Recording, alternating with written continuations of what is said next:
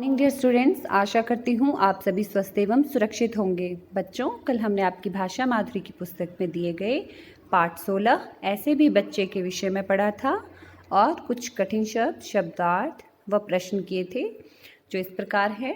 विद्यार्थी, प्रसन्नता, अधनंगे, कागज़ों, प्लास्टिक, थैलियाँ, कुम्हलाए, पपड़ाए, टकटकी, बिलखते, जिम्मेदारी, किटकिटाएंगे, मेहरबान, कड़कती और कुछ शब्दार्थ थे चौपट, नष्ट, अभाव, कमी। और पाठ के अंत में दिए गए प्रश्न किए थे। लोग तो रात में सपने देखते हैं, तू तो दिन में ही सपने देखने लगा। मोती ने हीरा से ऐसा क्यों कहा? मोती ने हीरा से ऐसा इसलिए कहा क्योंकि अर्थात हीरा ने स्कूल को जाते हुए बच्चों को देखकर स्कूल जाने की इच्छा प्रकट की थी। अगला प्रश्न है, आप कौन कौन से सपने देखते हैं? आप वो सपने लिखेंगे जो आप देखते हैं। जैसे मैं कई सपने देखती हूँ, जैसे कि हमारे आसपास अच्छी अच्छी चीज़ें हों, हम पढ़ लिख कर अच्छे इंसान बने, हम जीवन में सदैव आगे बढ़ते रहें।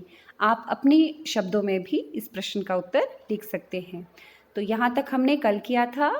आज हम आगे के प्रश्न हल करेंगे। ख के अंतर्गत प्रश्न दिया गया है, गप्पे मारना बंद करो और धंधे पर चलो। पन्ना किस धंधे की बात कर रही थी?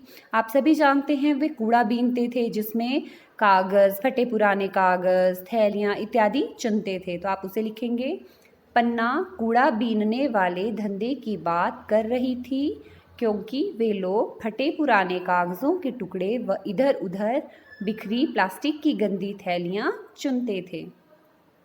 अगला प्रश्न है, पन्ना को कौन सी चिंता सता रही थी?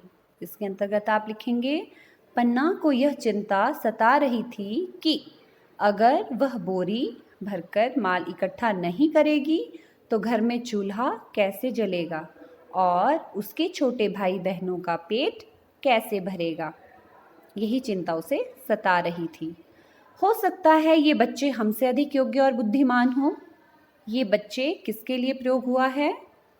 किसके लिए प्रयोग हुआ है आप सभी जानते हैं। तो आप लिखेंगे, ये बच्चे हीरा, मोती और पन्ना के लिए प्रयोग हुआ है। अगले प्रश्न का उत्तर आप लिखेंगे, अर्चना ने बच्चों के बारे में ऐसा क्यों कहा?